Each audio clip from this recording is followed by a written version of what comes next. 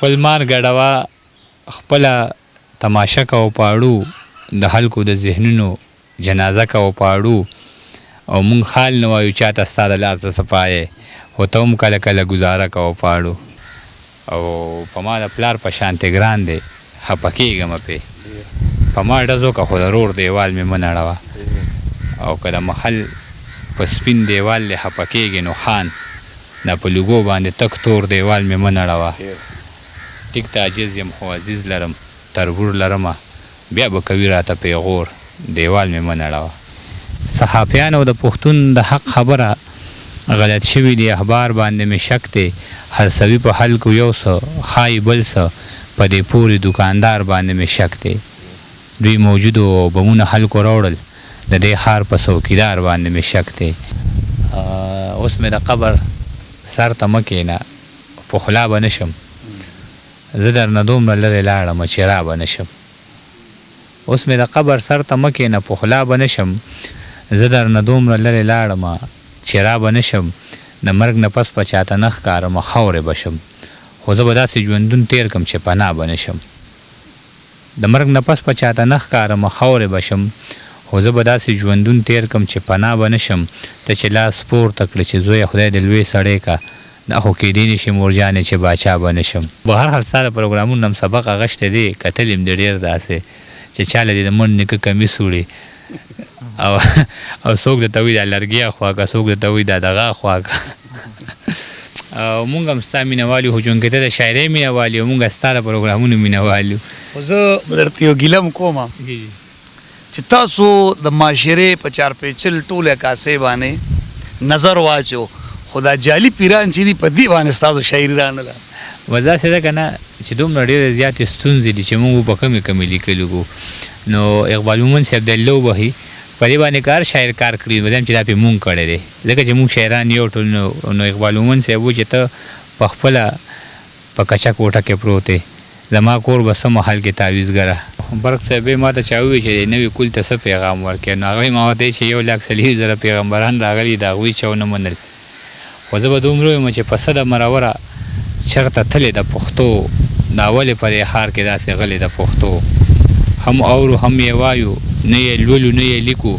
موږ څه په نااشنا ډول منلې د پښتو نه نورم زه نورې نغارې د ازادۍ زما چې پکې بند په بند تړلې د پښتو السلام علیکم ورحمۃ اللہ وبرکاتہ گرانو کتونکو شاهد خان شاهد موجود مجید تحصیل شب قدر کتوزو علاقہ دا زما پسند کے ناس عجز صاحب تاسو به یقیناً پیژنې تعارف محتاج نه دی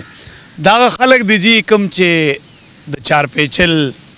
هغه ستونزې په یو داسې الفاظو کې راټولې کې استاسو مخې ته د شعر په انداز کې کیږي یقیناً دا حساس خلک او د شاعریم ټوله عجیزي ده السلام علیکم عجز صاحب وعلیکم السلام شاهد صاحب یوه نړۍ مننه دی کوو چې راغلی خپل قیمتي وخت مو وویسته زه د خپل پروګرام جوګه وګڼلم ستاسو د کیمرمین دغه نور چې څومره همکاران دي ستاسو یوه نړۍ مننه ستاسو مننه حقیقت خو دا دی چې کوم مخلص شاعران یو د هغې د پښتو معاشرې عکاسي په یو داسې ډول کې یو داسې الفاظ راوړي نو هغه انسان په خپله مجبوره کړي چې راشي ځکه ستاسو الفاظ داسې دي چې په زړه باندې ډېر ښه لګي ستاسو شاعري ماشاءالله الله دې نورم کامیاب کا ستاسو الفاظ په دې چارپیچل کې ګرځي کومه شاعري چې تاسو کوئ نو دا زموږ د علاقې په هر کور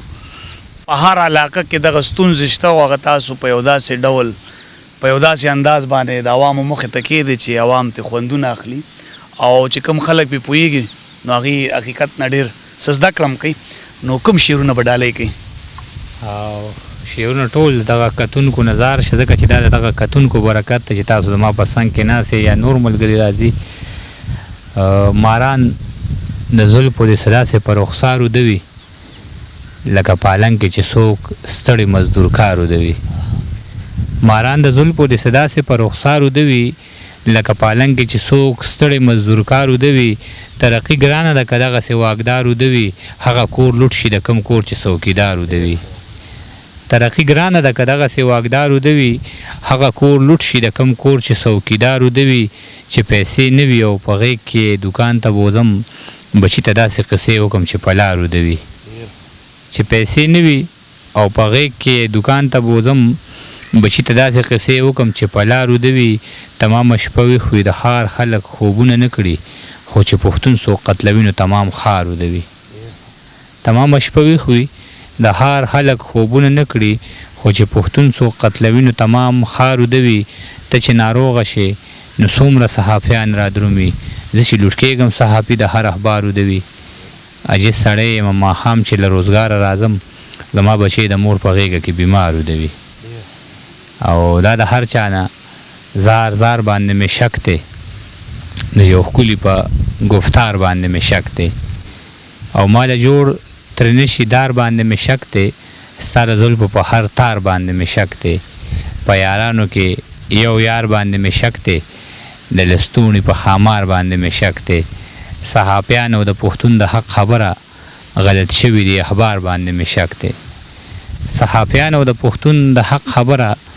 غلط شوي دی اخبار باندې مې شک دی هر سوي په خلکو یو څه ښایي بل څه په دې پورې دوکاندار باندې مې شک دی دوی موجودو بمونه خلکو راوړل د دې ښار په څوکیدار باندې مې شک دی او د دې خاورې نه د عطرو بوی راهیږي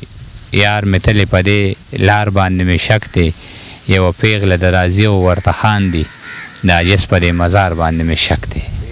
ډېره مننه حاجي صاحب د څومره وخت را سره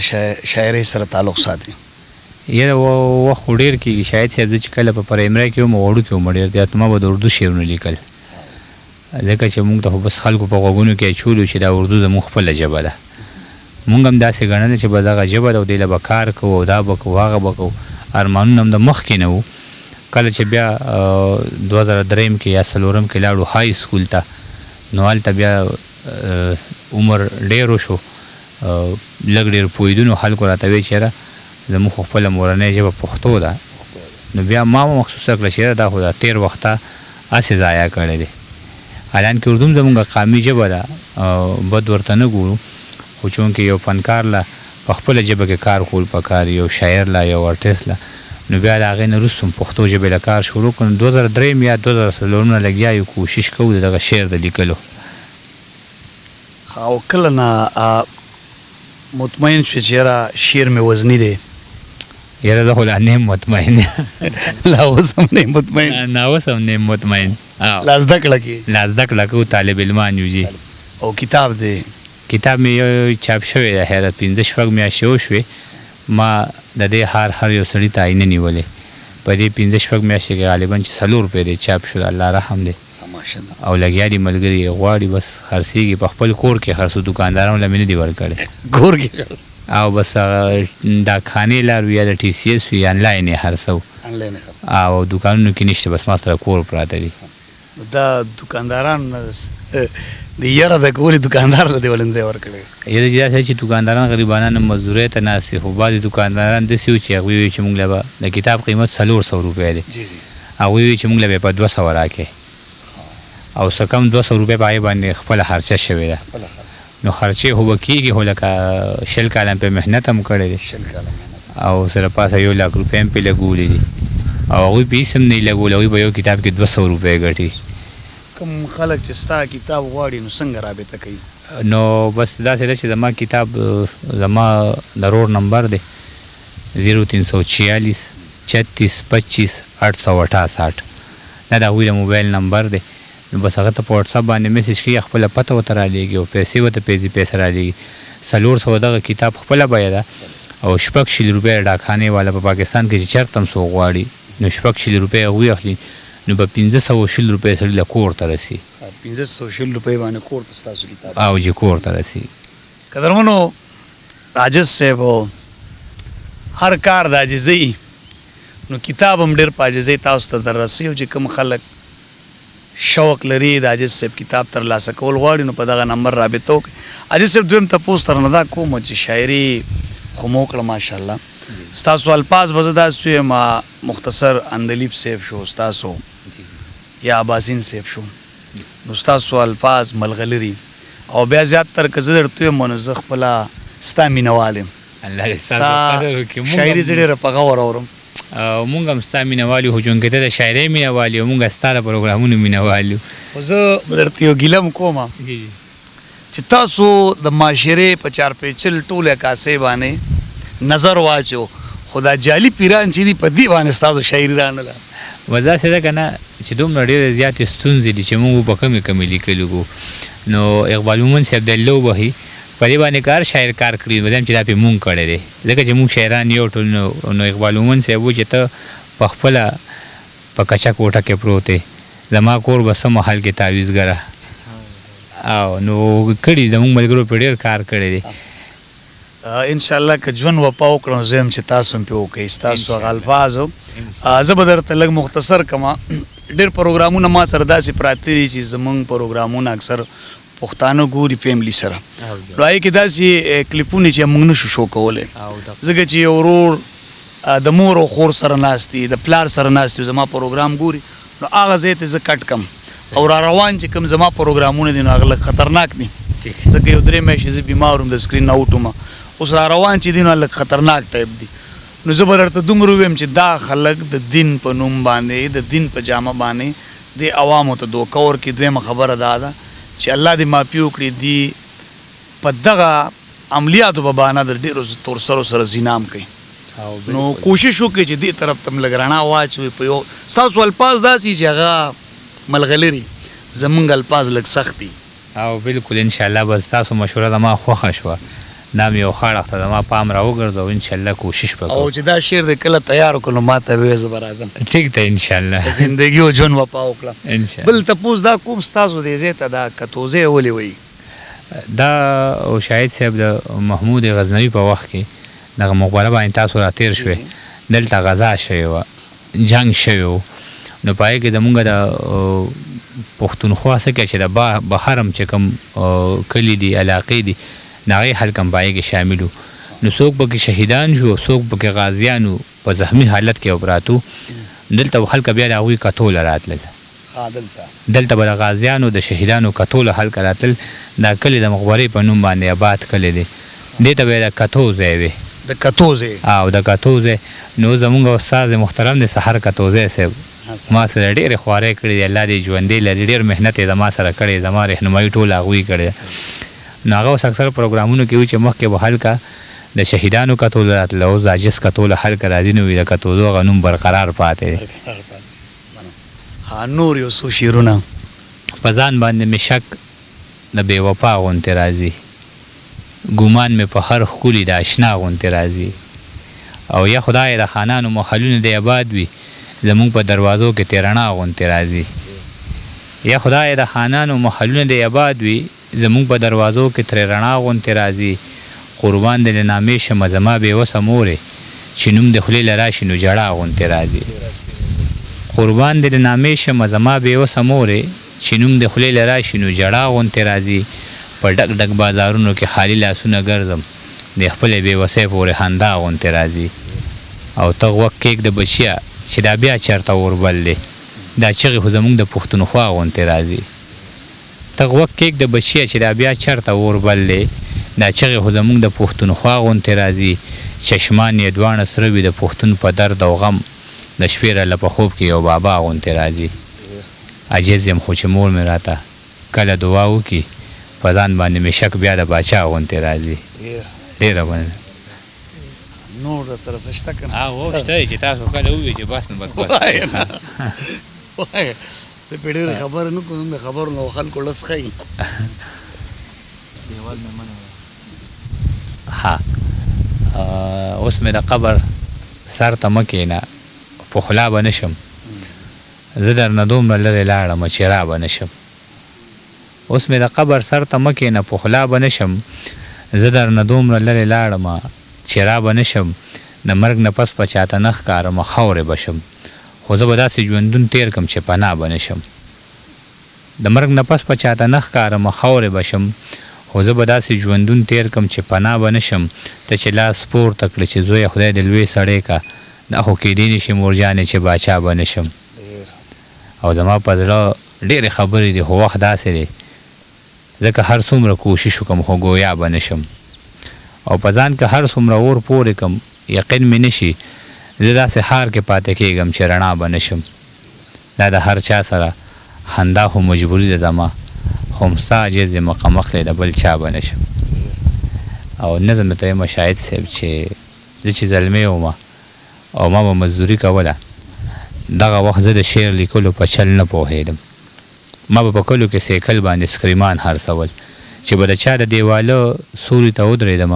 نو ما به خلکو ته شعرونه د صابر صاحب ویل په دغه وجه به د ما خلکو ډېر خیال ساتلو چا به اوبه راوړې او چا به راله چای راوړله په ما د دې ژبې د هغه وخت نه ډېر احسان دی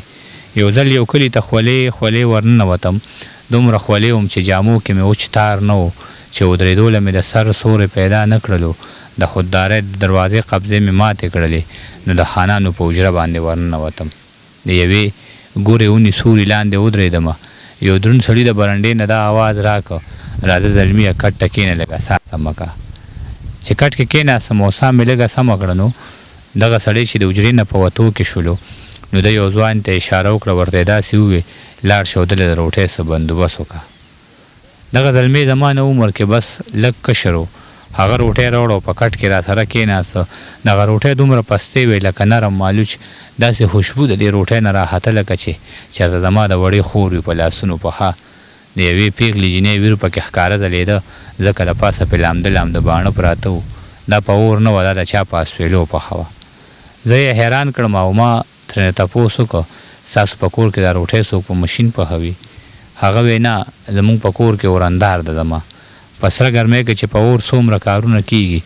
نو دا به ټول زما د دغې اورندار په لاس وي او بیا چې جمع شي یخني راشي او پومه راشي بیا چې په کور کې د اوبو څومره کارونه کېږي هغه به هم زما د دغې اورندار په لاس وي وجود مې وبوږنېده بیا مې ترې تپوس وکړه د دې جینۍ د لاسه کم داسې قصور شوی دی چې موسمونه یې هم ټول د زندګۍ خلاف دي هغه وی دا مې مونږ رور له په سوره کې کړی د دې جینۍ رور زما رور سره په سپو وران شو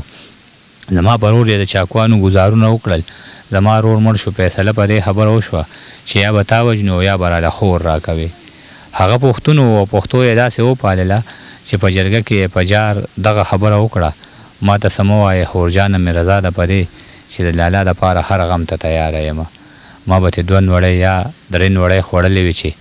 ګوتې مې پاکې کړې او خپې مې کټ نه کوزې کړلې نه دغه هر څه نه زما د ویښ ضمیر غوږو ته یو جړغونې شانواز راته او دا یې ویل خان او مولا له زیرې ورکې څوک مې بابا له زیرې ورکې د جنګ بلا له زیرې ورکې او زما لالا له زیرې ورکې په سپو مینه زه دې خاورې رې کړم ډېره مننه او عاجز صاحب عشیقي مو کړې یاره د خپلې خاورې سره د خپل ولس سره مې کړې ده نور اخوا دې خوا نه تللی نور حالاتو نه یم پرې یاره کله په کراچۍ کې او کله په لاور کې او کله په یو ځای مزدوري او کله بل ځای نو هغه سترګې په یو ځای ولاړې نه دي یعنې د ژوند ستړیوالی دومره و چې مینې ته یې نه یم پرې مینې ته یې نه یې پرې اوسې په مینه دې هم شعر لیکلی نه مې دي لیکلی نو بس داسې ده چې اوس که غني خان په شرابو شعر لیکلی دی نو هغه سکلي هم دي اوس که زه په شعر ولیکم نو ما سکلي نه دي نو هسې دروغ به وایم نو بیا زما د ارمان چې تا په مولا تعویز نه دی کړی نو شعر ولیکي زه ته خدای ساتلی یم دا ځکه خدای خو به هر حال ستا د پروګرامونو هم سبق اخیستی دی کتلی م دی ډېر داسې چې چاله دې د مڼ نیکه کمیس وړي او څوک درته وایي دا لرګي اخوا که څوک درته وایي دا دغه اخوا که انشاءالله گپ شپ ولګېدو ملاقات وشو یو څو شعرونه نور هم ډالۍ کړو بیا هم ډېر نه تنګ و ښه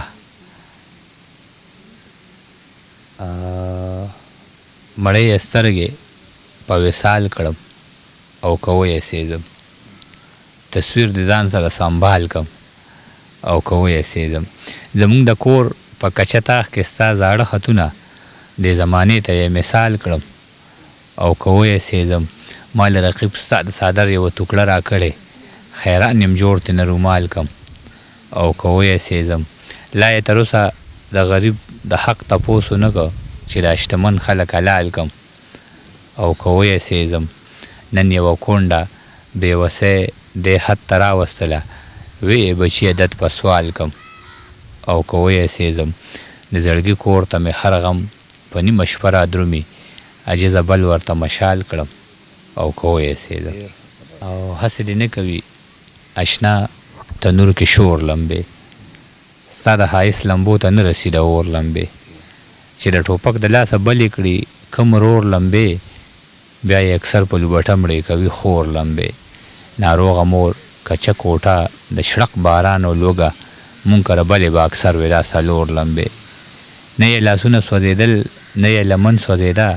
د چا د لاسه بلېدې چې مې په کور لمبې ریحې څادر زړې جامې یو دالانګې او ګړونج زما جس کره به څه اوسېږي نور لمبې او ډس که په ده که په هغه او که په تا کېږي جنګ که د هر چا وي تاوان پکې زما کېږي ډس که په ده که په هغه او که په تا کېږي جنګ که د هر چا وي تاوان پکې زما کېږي نه په سلګو کېږي اشنا نه په ژړا کېږي جون چې بې یاره شي نو صرف په سودا کېږي ما سره دا خبره څوک منې لاس اوچت کې زموږ په هر تاوان کې ګټه د باچا کېږي ما سره دا خبره څوک منې لاس اوچت کې زموږ په هر تاوان کې ګټه د باچا کېږي تسلي مه راکوه لرې دروغجنه یاره په ما چې څه کېږي نو دا ستا په سلا کېږي یو ته خو نه یې چې په خوله به درله لاس کېږدم په ما جس پورې د هر سړي خندا کېږي راجوخ کړم خپلې غېږې ته بچې په درستخان راجوخ کړم خپلې غېږې ته بچې په درستخان غربت را سره نه پرېږدي لالې په درستخان که مړ شم او مور مې رانه بېلې شي نو خیر دی په جون خو رانه نه شي بېلېدی په درستخان که مړ شم او مور مې رانه بېلې شي نو خیر دی په جون خو رانه نه شي بېلېدی په درستخان پښتون یم چې مې سترګې پښتنو ته ښکته نه کې یو پلار لوڼو ته کېښود پټکې په درستخان پښتون یم چې مې سترګې پښتنو ته ښکته نه کړې یو پلار لوڼو ته کېښود پټکې په درستخان شملې دي د شړشمو ساګ او ستا د لاس سوکړک قدرت راته جوړ کړی د سپرلی په درستخان که سپوره وي که توره وي خدا به یې منې عجز به چاته تریونه کې تندې په درستخان او بې پردې کېږم که نه نور دیوال مې مه نړوه قرض به درکم خو د کور دیوال مې مه نړوه بې پردې کېږم که نه نور دیوال مې مه نړوه قرض به درکم خو د کور دیوال مې مه نړوه او په خاموشۍ باندې مې ټول کور ته تیلې ووخه خو خفه کېږم په شور دیوال مې مه نړوه او په ما د پلار په شانتې ګران دی خفه کېږم پې په ما ډز وکړه خو د رور دیوال مې مه نړوه او که د محل په سپین دیوال دې خفه کېږي نو خان دا په لوګو باندې تک تور دیوال مې مه نړوه ټیک ته عاجز یم خو عزیز لرم تربور لرمه بیا به کوي راته پیغور دیوال مې مه نړوه قدرمنو دا و زیت الرحمن عاجز صاحب دا جی هغه خلک دي کوم چې د چارپیچل عکاسي تاسو ته په خپلو خوږو الفاظو کې لیکلو کې او ستاسو مخې ته ډالۍ کې دوی همیشه د پښتو ژبې دپاره کار کوي او بیا په نن سبا وخت کې امن طرف ته چې کوم خلک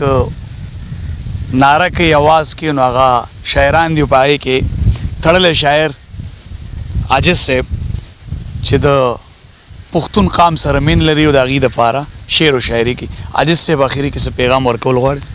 او بس پیغامونه خو برق صاحبې ما ته چا وویل چې نوي کول ته څه پیغام ورکړي نو هغوی ما ورته چې 1,40,000 پیغمبران راغلي د هغوی چا ونه منل خو زه به دومره ویم چې په صده مروره چېرته تلې د پښتو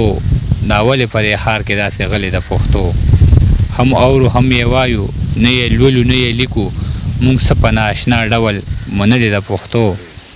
نه نورمه زه نورې نغارې د ازادۍ زما چې پکې بند په بند تړلې د پښتو چې څومره هم کتونکي دي او ځان ته پښتانه وایي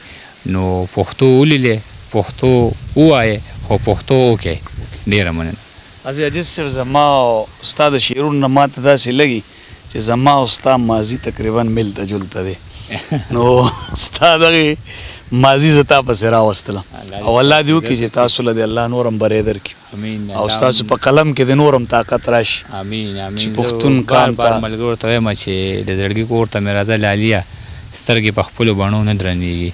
الله مرګ له راوله زه به دغه لارې په دې خپلو بڼو جارو کوم ډېره مننه د دې سره پروګرام سر ته رسوم ما شهید خان شهید اجازت راکړي د الله په امان